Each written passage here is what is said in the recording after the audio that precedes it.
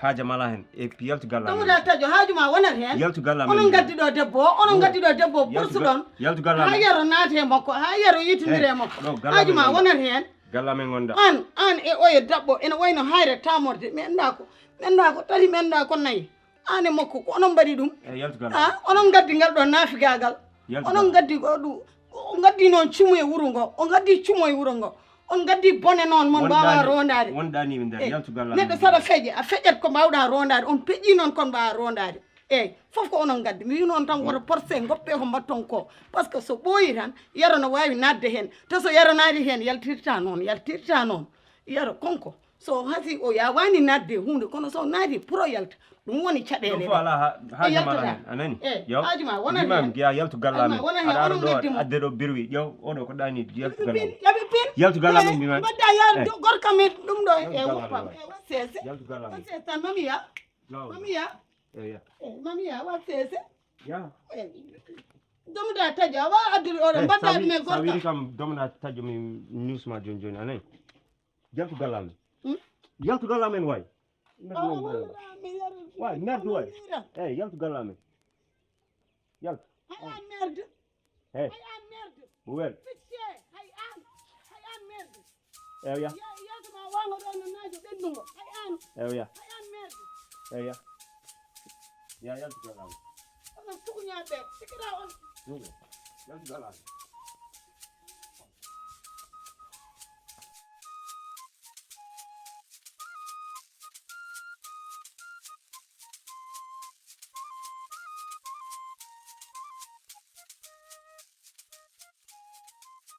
ɗum ɗon dali ɓuuro ɗo wallahi Mamoudou a famani woni ɗo sa jam ɓolo woni ɗo hen woɗan a bonni ligguey mo galla men to henne an galle ma hoɗum ko woni galle mon sowona buubel ay tene ɓe a fuddimi meddelde ha mi woni ligguey mi ala ko mbatta hannde aɗa noddumi mbiya kam galle mon buubel ko woni galle buubel an Mamoudou mi wimama galla men to mi haali haala buubel kam ma faɗam para kam ko merdinam ma mala natti jeeyede famille he buubel nana e galle he tan ne wulla ene luuka kawa mbiyam yami ittamo toon mi addamo ɗo hen e galle mara gula aldini gusso kono somi faami kono sa mboɗo wawi yaade mi oppa ɗo galle o taw galle udday mala gara jaade wiwa komi faami somi faami ko jiɗɗa ko haalde asmiu kanko waɗi kidnappe o yero buubel tawiɓe galle mabɓe ɓe garce galle no buubel no wara hoore makko joni jiɗɗa edde buubel e neɗɗo o cottina probléme mo gadda ɗo wona min wi ko kawam wi ko konngol jinnaɗo de Dieynaba he ay kaaɗi fami ma o onon on cellani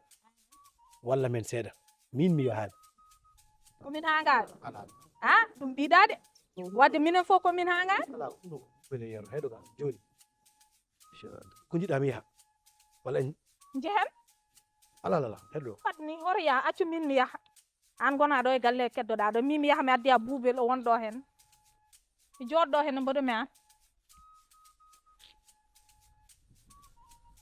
wat feere noon kaaɗiɗi noon buubel kaaɗi mon ɗi toon somo ara yo oppuɗi toon waajo mbo haa dow arde so Allah suura men famille mo ganduɗa ɓe sellani fof gasi fari gasi ndiyam gasi leba mat gasi Bonjour boulanger, ça va? Je dis bonjour, toi tu dis bonsoir, ça va? Ça va bien. Ça va bien. C'est toi qui distribues le pain. Moi, je suis venue pour voir si ça reste. Tu me donnes 2 pains. Le pain fait. Fait? Fait. C'est quoi fait? Fait, c'est fini, c'est-à-dire. Moi, je pensais toi, tu en as pain parce que c'est toi qui distribues ici dans le village là. Moi, je distribue dans le village. Mais les femmes achètent le pain. L'heure, c'est l'heure. Ce n'est pas l'heure, c'est de l'heure. Pain, c'est fait. Tout le village, moi, tu distribues le tapin là-bas. 9h, 10h, pain, ça fait. Il est frappé mes fours. 10h. Voilà. Viens. Si je veux bien. Ça fait. C'est fini. C'est fini. C'est fini. Demain matin, 9h pile. Ah, moi, je réveille 7h. Mais après, je retourne pour attendre un peu le pain chaud là. Si ça n'y en a pas. Est-ce que tu vas garder le pain demain pour moi, non? Eh, toi. Demain, 6h30, je reviens. Donne-moi la pain. Yarna. C'est fait. Bon. Ça veut dire c'est fini. C'est fini. D'accord. Bon, exécution. non comme gaddi o mi yomi rew do quoi par ce que nomi mi yade ngo nomi ko yaade foras quoi après mi yomi ya talito mi jeewa glace a faali non nawon assimi quoi glace asini nawata glace kañum nawon tum glace yettima ɗon yettimi ɗon ɓuuri ɗon ndi ha la illa ɓuuri ɗon wadde an oɗo ari hanki ɗo en gan luko ɗo en gan Boubel oɗon Boubel piyemo o ari ɗo omo wulla omo wiyami ni yaro woni hen ɗiɗo taw ɗon o toon gonnoon to gonnoɗa toon gonnoon wari ɗon ari ɗon bébé film mimo yo yaltu galle on fono piidemo mimi ɓe kal garɗo so kalmu to ari omo ƴeewo dérange ɓe ɗo mi wi yo film yo film ha cekka bonde nonomo kay wadde o haali ɗum o wimi anda yaro aɗan to anda jonno noy ayi joni kan nder amin fuɗɗi zerde a haalat walla normal normal kay wona mi haalnima ay min jahat dormade to min jeeya maayo sa min jaha maayo min jooɗi toon sa naate ladde kadi o sooda tew ouais on noddata tan ɓe joom moto addanamo tew toon e boisson e fof onon tan ɗiɗi min didoɗa min yero hokkam juuɗo on kay on mbaɗi fof wona mi haali ɗum min mi famani ɗum tagi mboɗo jattonno yummiraɓe moon mboɗo jatto bammoon mi jatto yimɓe galle moon mi famani mi haalinoma de famani après jewtimum no gandumi o ko debbo gongre ko gonga vrai debbo mi ko vrai a wino kam ko vrai joni noon ha hollum mbaɗa a ɓuuci moom hollum mbaɗa a ɓuuci moom hollu no way buuci a ɓuuci buuci ñande min jaadi to en tan o wi kam yon buujo ɓuuciɗam buuci mum ɗo a haala a boy sere wimo waɗ buuci mum joni noon no way no way ɗon tan kalɗon walla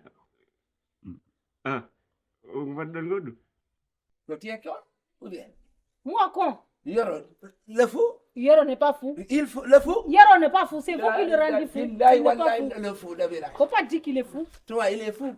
Il n'est pas fou. Pourquoi chercher la Yoro? Si on voit toi et Yero là, c'est toi, faut pas dire qu'il est fou. Hein? Oui, toi, ton visage là, comme aile d'avion là. Oui, man. Yoro, fou, le village. Tout le village, ramène de fou. Hein? Pourquoi le chercher le fou? Yoro. Laisse. De chercher le vieux de Baramboba, Michel. Mon gars. Si je comprenais tout ce que tu disais là, je vais faire retourner ça sur toi. Toi, tu dis Yoro, c'est fou. Yoro n'est pas fou, c'est vous qui voulez le rendre fou. Mais Voilà bien. Et bien, c'est mon amour, non? Yoro, tu es mon amour. Yoro, c'est mon amour. Il n'est pas fou, c'est mon mari. Yoro, tu es fou? Billahi, voilà, tu es fou. C'est toi qui es fou. Ah, wow, d'accord. C'est toi qui es fou. Moi, tu es fou. Tu es d'accord? Oui, d'accord, comprendre. Moi, moi, je viens ici, tu demandes pas de... Je demande du pain, toi, tu me parles de Yoro. Donc, tu Pain, as autre chose. Ça y est, hier, la gâchis. Tu as autre chose. Merci. C'est pour cela que ta Merci. mère a fini avec... Merci. Demi-matin, reviens. Avec parole comme lui. Imbécile que tu es. Regarde cette Jabila. Pero tu es fou, tu es fou. Mais non, non, non, non, il n'y a pas fou, il n'y a pas fou. Il n'y a pas fou, toi, maintenant fou. Il est dur, hein. Maman, c'est ma cringe. Pourquoi il s'achète la homme? Tu peux choquer.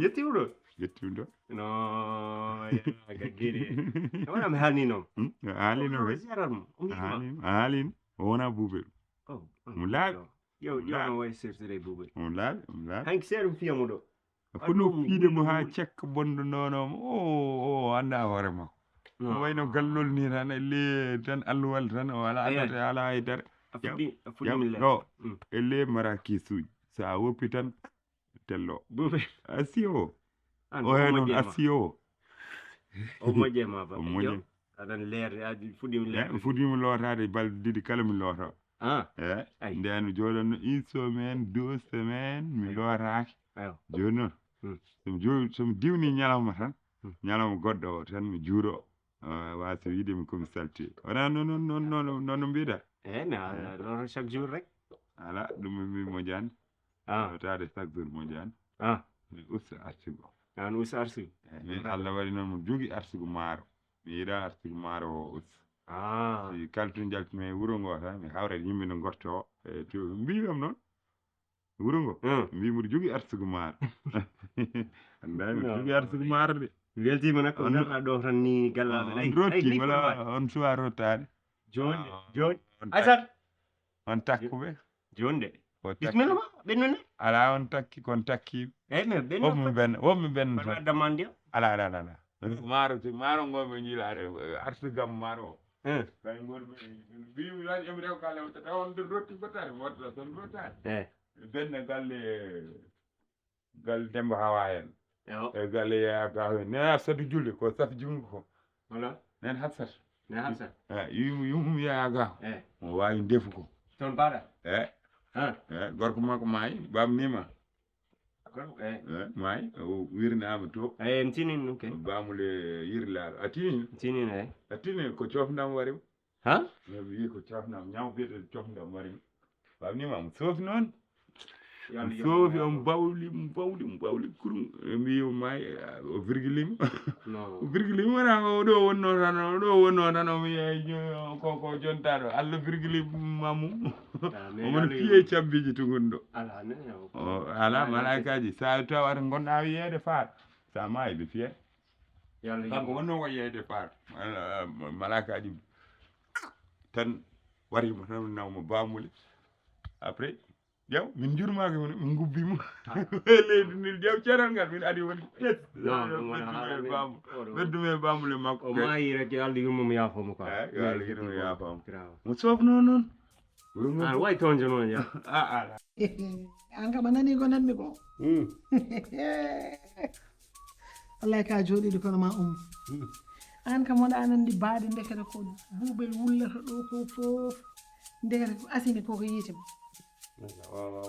eyi moƴƴi asimi e yero jiitondir asimi koko watti ɓaajdemo tan so yalti soɓe kawri rondomo yaada e makko hankandi kam saɗa wawi tan ganda kam ken jooɗiɓe kono en cuwa jooɗo wona ñanden ko wullata ɗo ko mo duka e o naati ɗo yalti ɗo sinno ko kaw majjuno sinno ko o ndekete koye asimi o yaaduno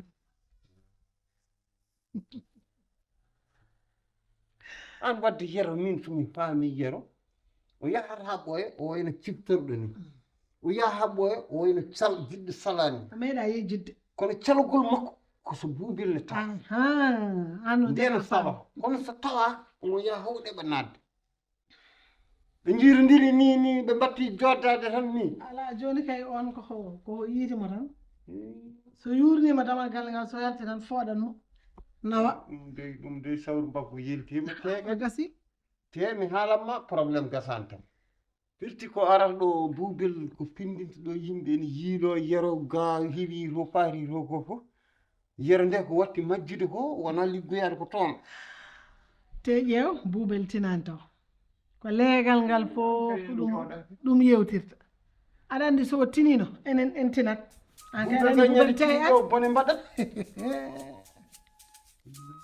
haala suwa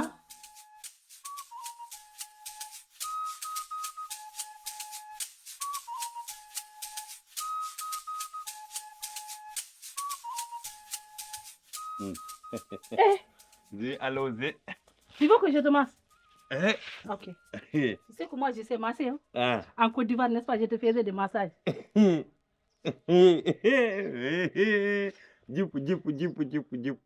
Ah, c'est le massage, non? Attends, je fais comme ça.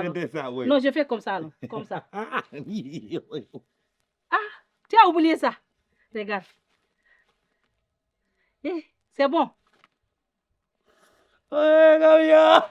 Tu aimais ça? Laissez tomber, les plaisirs monter sur la tête. Laissez monter. Ça te fait plaisir. Toro. Tu veux un téléphone comme ça? Oui. Moi, je vais t'acheter ça.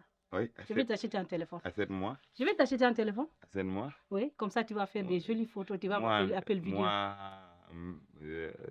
dans les présents, chaque jour, venez. D'accord, il n'y a pas de problème. Chaque jour, venez. Comme ça, je t'appelle. S'il y a personne ici, je te dis de venir. On va faire du thé, on va manger. Moi, j'ai appris à faire du thé. On est toujours dans le mariage ou bien on fait le mariage? On est toujours dans le mariage. Si tu veux encore, on va faire une nouvelle célébration. Comme ça, moi, j'ai mon argent, je te donne.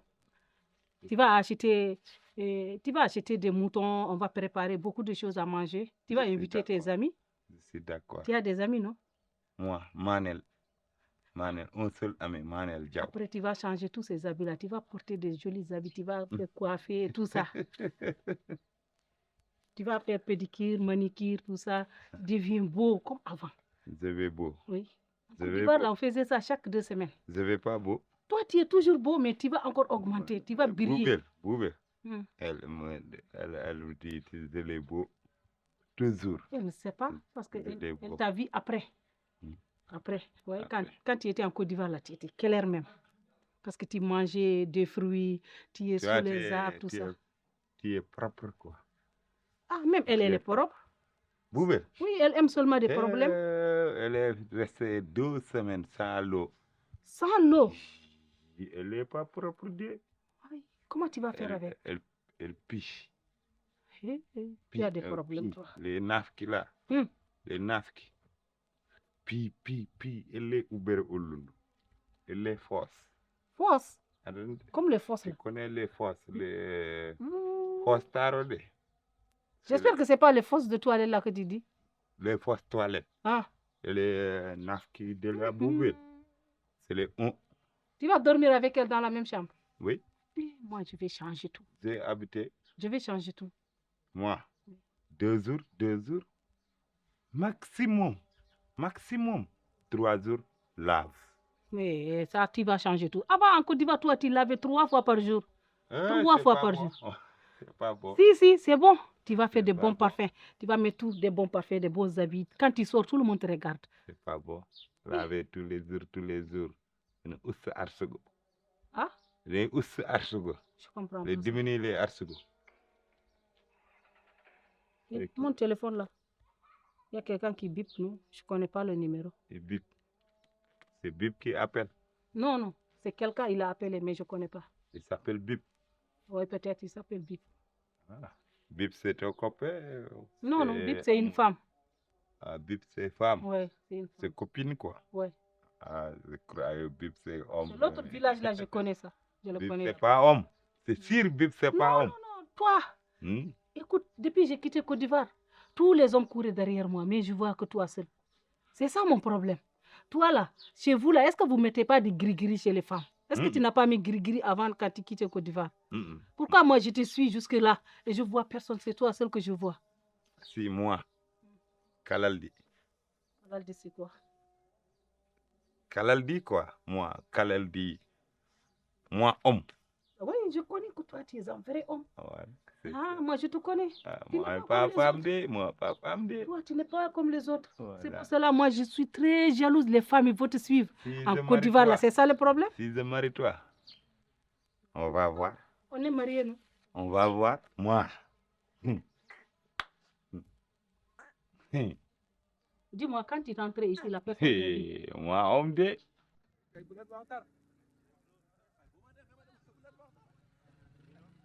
yéen kay def ngeen li ngeen def ba pare defe yaa dëgg laa la mën a jàpp oh nan da jël defe yaa laa la mën a jàpp mais père oui non non gis nga boo waxee ak say nit ba saay da ngay mission accompli ah def ngeen li ngeen def defe bu ma nee la defe yaa nga rek defe yaa nga billaay wallaay bu ma nee la defe yaa nga oui ma bu ma nee la defe yaa rek defe yaa nga vraiment père waaw père taxawal waaye bul may taxawal waaw père yow laay déglu taxawal père waaw mais yow léegi yow père waaw holɗum jiɗɗa min mbaɗa hen hol ko jiɗɗa dama ne yéen yëfi defe yaa ngeen def dama xam ne booy bi da ngeen ma koo may mën na ci di ci wax booba léegi cëppal booy bi ba booy bi cëpp ngeen wëlbati ku ñëw naan ma xéeki naa ñi ngi wax ak moom c'est pas l'appel da ngeen maa wor da ngeen maa jaafa wona noon yaari père ah kay wona noon yaari min sinno ko sagam yow nga am li nga bëgg dama ne mais min mbaɗi komin mbawi hen min mi haalde e makko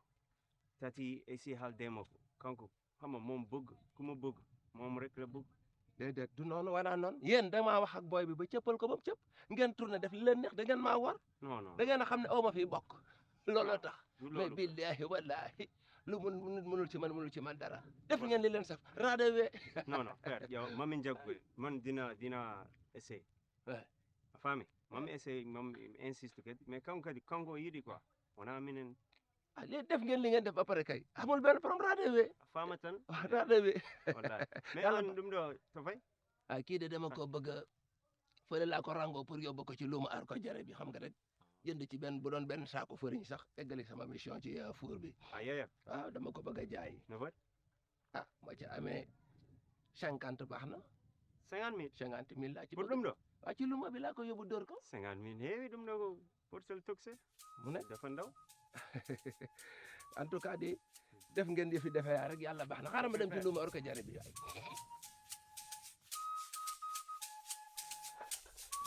Mam, siwno ɗan min kay mi suwa siwde tan. Atini ke yo. wayno hono Mala yi buubel kam nde arat ɗo ari ɗo laabi tati. ko woni Omo ƴeewa yero. hi yeroto woni wona kam ɗiɗum gondi Aɗa ajji ɗo tan aɗa hoyniri anda ke wuro he. ala mi anda kay Yero e buubel. Ɓe mbayri wondude. bu yero yalti wuro ngo Yaltande aɗan debbo keso garɗo ɗo henne wuro he. Kaalo français o. eyyi Watti nawde yero e ladde hen ɓe ñallata hen ɓe kiirata hen ɓe mbaala. ala kay o debbo kam koni ko wuƴƴumo yero ni no debbo wonde no yoɗiri ni te kadi heeɗima français ɗo halti ɗi Ana yi jondanmo ko wadde ko ndaatuma. o rewa o kangaɗo mo ganda hana wona ni o rewiri yero kay An gillin gonda ɗum. Yodde yo sofde yo kanko yiɗi ko yero wona yero ittum gil toon addimo ha ɗo hen. donc de gilde ƴewan ɗum ɗon Min haawi kam yero wondi ko jaɓano. on ngolo famani tan no gilli waɗi fof gilli ay neɗɗo kam sa yiɗi ɗum wona mbaddi mum Mboɗo welti hen ni. Kadi won banggue kadi mi weltaki. Sabu buubel majjani kam buubel ɗo way fina tani wulla e galle feere mum boni yo woy mum yo yero heftama iwi to fayiga wullo fetto ko tampa ene fof dañi probléme noon. mais noon étranger o yo waɗ attention de Ha. kaaɗi kam wona on kaaɗi yerodi kam kaaɗi yerodide kam la ilaha illallah Asmi o jaɓata yero wiye ko kangaɗo. he mo jaɓoy Sa wi yero ko kangaɗo o jaɓata wiyata ko miijol ɗi kewi ko ɗum tagi yero wayne. min de mi andi yero kam kangaɗo min salamu aleykum yero dajjiti damal gallam ngal salamu aleykum aduna kam ɗo sawru hare nde gasta rewa kam e beddaji ay moƴƴi Aɗa andi yero fof no way fof koyɗe makko ma gusto e galle he ko dañjen probléme ko baɗowo ñande fof ya garta o. Buubel kam hiiri weeti ñande fof warat ɗo o sikko ɗo yero woni taw yero wonani ɗo hen. min de buubel kam probléme makko ala probléme par ce que buubel kam hankoye curdan ko gotum on kam ne weli nandugo mais yero yo Allah walluma kadi ɓurmo jaggude kanko e kanga on ɗon kanko e étranger o Allah woti hurtutu kaaɗi makko ɗi gurtumo ɗo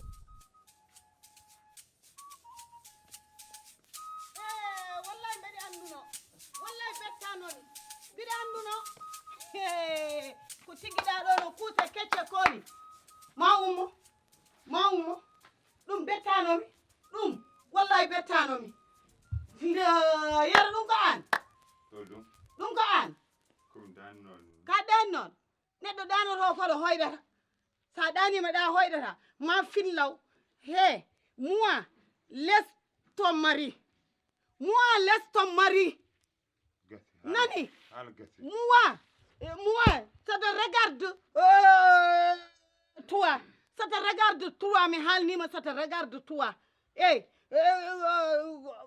gorkam oɗo woppam ummo seɗen koto ummo seɗen koto problème toi. ummo seɗen koto Garde-les chez toi, mais pas ici. ummo seɗen koto Est-ce que tu m'as bien entendu? Allah eloto koyɗe debbo ma o wona debbo ma ɗum ɗo ko mbaɗɗa ko Allah yiɗa ɗum nelaɗo Allah yiɗa ɗum